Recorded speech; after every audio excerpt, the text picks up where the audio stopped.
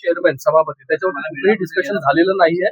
ते सगळे अधिकार जे आहे मला वाटतं शिंदे साहेबांकडे आहेत आणि त्याचबरोबर जे प्रदेशाध्यक्ष भारतीय जनता पार्टीचे रवींद्र चव्हाण साहेब आहेत त्यांच्यामध्ये आहे. आणि मला वाटतं त्यांची आणि शिंदे साहेबांची बैठक जी आहे ती आज वगैरे होऊ शकते.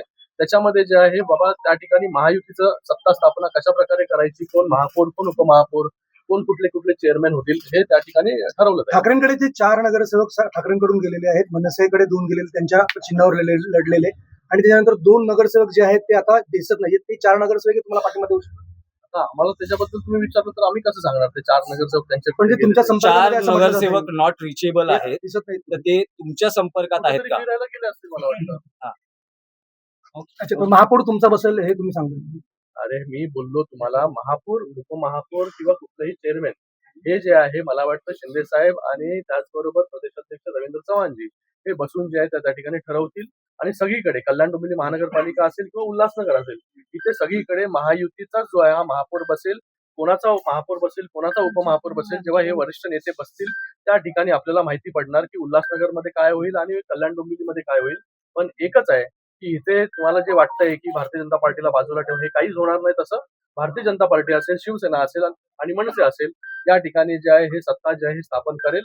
आणि उल्हासनगरमध्ये देखील शिवसेना असेल भारतीय जनता पार्टी असेल त्याचबरोबर वंचितने आम्हाला अगोदरच सपोर्ट त्या ठिकाणी दिलेला आहे. ह्या सगळ्यांचा मिळून जो आहे आणि साई पार्टीचा एक नगरसेवक आहे आणि एक अपक्ष आहे तर हे सगळे मिळून जे आहे त्या ठिकाणी सत्ता स्थापन करणार आहोत. सगळ्यांनी जर एकत्र आलं सत्ता स्थापनेमध्ये तर मला वाटतं त्या ठिकाणी होणारं डेव्हलपमेंट जे आहे त्याच्यामध्ये कुठेही आडकाठी येणार नाही. चांगल्या प्रकारे जे स्टेबिलिटी त्या ठिकाणी राहील आणि सगळ्या गोष्टी ज्या आहेत ते व्यवस्थित. आणि देश स्थापनेसाठी आज कोकण भवनला आली आहे. मनसेच्या मदतीनं शिवसेनेचा महापौर होतो आहे असं सूत्र ठरल्याचं कळतं आहे. सूत्रापेक्षा मीच बोलतो. येस बोला ना, सांगा. आज कल्याण डोंबिवली म्युन्सिपल कॉर्पोरेशनचे 53 शिवसेनेचे नगरसेवक यांनी जो आहे तो आपला गट जो आहे तो स्थापन केलेला आहे. इथे स्थापन करण्यासाठी आलोय. त्याचबरोबर मनसे जे आहे मला वाटतं 5 त्यांचे नगरसेवक या ठिकाणी त्यांचा गट स्थापन करण्यासाठी आलेले आहे. आणि या ठिकाणी मनसेने जे आहे हे समर्थन जे आहे हे शिवसेनेला जे आहे या गट स्थापनेच्या निमित्ताने जे आहे ते दिलेलं आहे.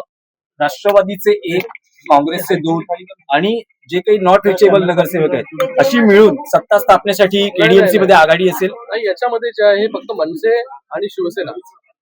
मनसेने जे आहे शिवसेनेला पाठिंबा इथे दिलेला आहे.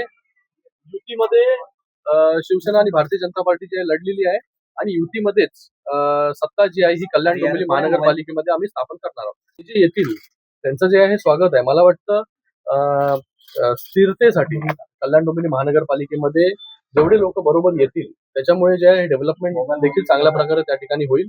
मला वाटतं मनसेला देखील तेच वाटत असेल. राजू पाटील जे आहेत हे माझे मित्र देखील आहेत आणि त्यांना असं वाटतंय की बाबा डेव्हलपमेंटमध्ये आपण सगळ्यांनी जे आहे एकत्र असलं पाहिजे. आणि त्यासाठी त्यांनी जे आहे शिवसेनेला जे आहे समर्थन महायुतीला समर्थन आपण बोलूया महायुतीला समर्थन जे आहे दिलेलं आहे.